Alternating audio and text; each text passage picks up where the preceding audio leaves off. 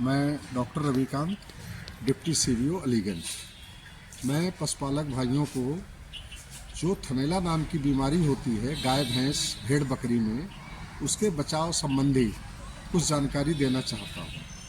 देखिए, जो भी आपका गौवंश है या भैंस वंश है, भेड़ बकरी है, तो जहाँ भी आप रखते हैं पशुशाला है, उसका सफाई ज़रूर रखें, क्योंकि अगर गंदगी रहेगी तो बीमारी पैदा करने वाले कीटाणु उसी फर्श पर पैदा हो जाते हैं। और जब आपका पशु नीचे बैठेगा तो जो थन का छेद होगा जिससे दूध निकलता है, वहाँ कीटाणु चिपक जाएंगे और बीमारी पैदा करेंगे, क्योंकि वो अंदर धीरे धीरे चले जाते हैं। तो सफाई करने के लिए सबसे अच्छा ये होता है, अगर बारिश का मौसम है, फर्श आपका गीला है, तो सूखा चूना ले आएँ, हल्का सा फर्श के ऊपर बुरका दें, 1 घंटे के बाद झाड़ू लगा के उस चूने को साफ़ कर दें। दूसरा यह है कि डिटॉल है, सेवलान है, उसको पानी में डालकर फर्श को आप धो सकते हैं। फिनाइल का इस्तेमाल ना करें, क्योंकि अगर फिनाइल से फर्श आप धोएंगे तो दूध में महक आने की संभावना रहती है। दूसरा ये होता है कि अपने पशुओं को जो भी खनिज लवण है वो आप उनको अवश्य देते रहें। जैसे खनिज लवण का पाउडर आता है जिसके अंदर कैल्शियम, फास्फोरस, लोहा, तांबा, जस्ता सारे तत्व होते हैं। इनको 2 चम्मच यानी 20 से 25 ग्राम प्रतिदिन दाने में मिला के आप देते रहें।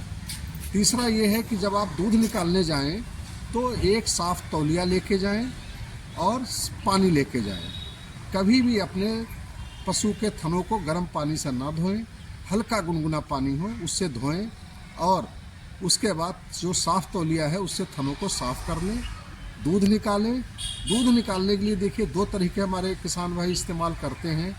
एक होता है कि जिसमें अंगूठा दबा के करते हैं, जो हड्डी होती है बार बार जब आपका दबाव करेंगे तो थन में सूजन आती है और थनैला होने की उम्मीद रहती है।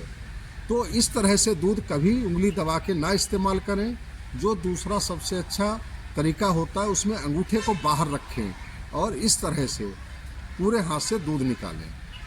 तीसरा ये होता है कि जो आप दूध निकालने के बाद क्या होता है, पशु हमारा एकदम बैठ जाता है, तो आप इस चीज़ का ध्यान रखें कि आधे घंटे उस पशु को ना बैठने दें, क्योंकि जब आप दूध निकालते हैं तो उसका जो छेद होता है वो खुल जाता है। आधा घंटा जब आपका पशु खड़ा रहेगा तो वो अपनी सामान्य स्थिति में आ जाएगा, तो जिससे छेद के माध्यम से अंदर कीटाणु प्रवेश नहीं करेंगे। और दूध निकालने के बाद, बच्चे पिलाने के बाद फिर उस थन को एक बार साफ पानी से धो दें, तौलिया से साफ कर दें। ठीक है। रही बात यह है कि जो थनों में सूजन आती है, कई बार सूजन नहीं भी आती है, दूध कम होने लगता है, या एक तरफ का जो ऐन है छोटा होने लगता है, ये सारे लक्षण थनैला नामक बीमारी के ही होते हैं। और अलग अलग कीटाणु के हिसाब से उनके लक्षण भी अलग अलग होते हैं। तो अगर आप साफ सफाई रखेंगे, दूध निकालने के बाद आप अपने पशु को आधे घंटे नहीं बैठने देंगे, खनिज लवण देंगे, तो मैं ये मानी चलता हूँ कि 80% तक आप लोग अपनी थनैला नामक बीमारी से बचाव कर सकते हैं। इसी के साथ में एक चीज़ और बताना चाहूँगा कि जो हमारे पशु हैं, ख़ास तौर पर जो पहला हैं, यानी पहली बार बच्चा देते हैं गाय या भैंस के, तो सामान्य पर ये देखा जाता है कि 1 माह के अंदर जब हम दूध निकालते हैं, दूध निकालते निकालते थन में सूजन आ जाती है। देखिए, इसमें कोई भी इन्फेक्शन नहीं होता है। होता क्या है कि हम लोग जब दूध निकालने जाते हैं तो बहुत तेज़ी से हम उसको थन को दबाते हैं, लेकिन नया पशु होता है, उसकी जो धार होती है वो महीन रहती है, यानी दबाव ज़्यादा पड़ जाता है।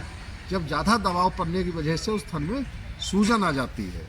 तो उसका तरीका होता है कि जो पहला हमारा पशु है 1 माह तक होता है पहले ब्यात का, तो 1 माह के अंदर होने वाले थनैला से आप पूर्ण तरह से बचाव कर सकते हैं।